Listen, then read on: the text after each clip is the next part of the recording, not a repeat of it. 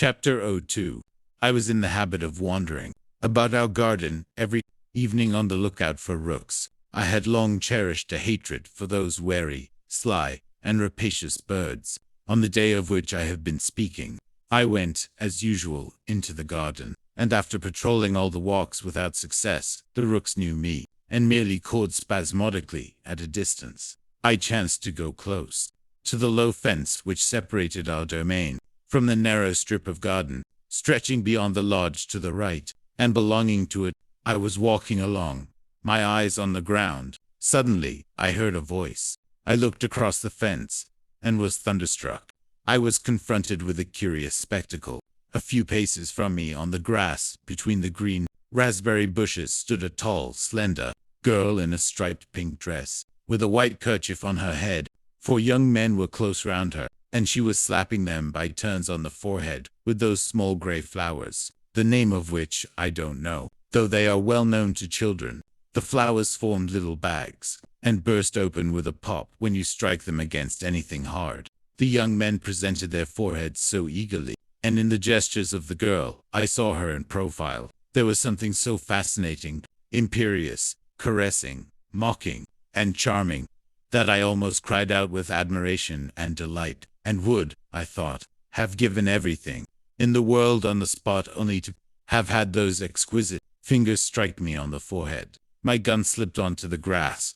I forgot everything. I devoured with my eyes the graceful shape and neck and lovely arms, and the slightly disordered, fair hair under the white kerchief, and the half-closed, clever eye, and the eyelashes, and the soft cheek beneath them. "Young man! Hey, young man!" said a voice suddenly near me. "Is it quite permissible to stare so at unknown young ladies?" I started. I was struck dumb. Near me, the other side of the fence, stood a man with close-cropped black hair, looking ironically at me. At the same instant, the girl too turned towards me. I caught sight of big gray eyes in a bright mobile face, and the whole face suddenly quivered and laughed. There was a flash of white teeth, a droll lifting of the eyebrows. I crimsoned, picked up my gun from the ground, and pursued by a musical but not ill-natured laugh, fled to my own room, flung myself on the bed, and hid my face in my hands. My heart was fairly leaping. I was greatly ashamed and overjoyed. I felt an excitement I had never known before. After a rest, I brushed my hair, washed, and went downstairs to tea. The image of the young girl floated before me. My heart was no longer leaping, but was full of a sort of sweet oppression. "What's the matter?" my father asked me all at once. "Have you killed a rook?" I was on the point of telling him all about it, but I checked myself, and merely smiled to myself. As I was going to bed, I rotated, I don't know why, 3 times on one leg, pomaded my hair, got into bed, and slept like a top all night. Before morning, I woke up for an instant, raised my head, looked round me in ecstasy, and fell asleep again. Chapter 03. How can I make their acquaintance? Was my first thought when I waked in the morning. I went out in the garden before morning tea, but I did not go too near the fence, and saw no one. After drinking tea, I walked several times up and down the street before the house, and looked into the windows from a distance. I fancied her face at a curtain, and I hurried away in alarm. I must make her acquaintance, though, I thought, pacing distractedly about the sandy plain that stretches before Neskachny Park. But how? That is the question. I recalled the minutest details of our meeting yesterday. I had, for some reason or other, particularly vivid recollection of how she had laughed at me. But while I racked my brains and made various plans, fate had already provided for me. In my absence, my mother had received from her new neighbor a letter on gray paper, sealed with brown wax, such as is only used in notices from the post office or on the corks of bottles of cheap wine. In this letter, which was written in illiterate language and in a slovenly hand, the princess begged my mother to use her powerful influence in her behalf.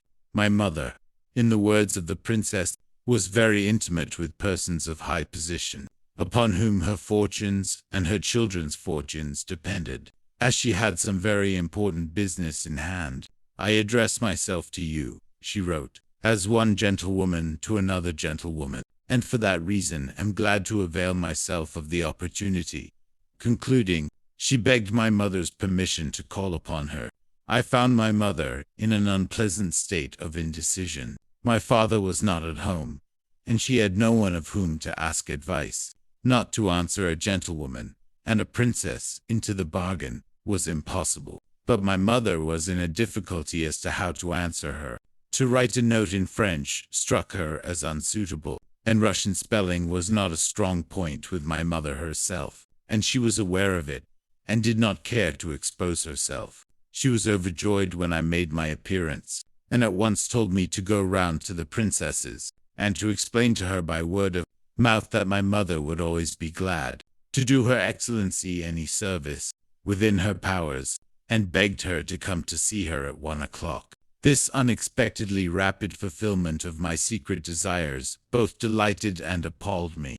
I made no sign, however, of the perturbation which came over me, and as a preliminary step went to my own room to put on a new necktie and tailcoat.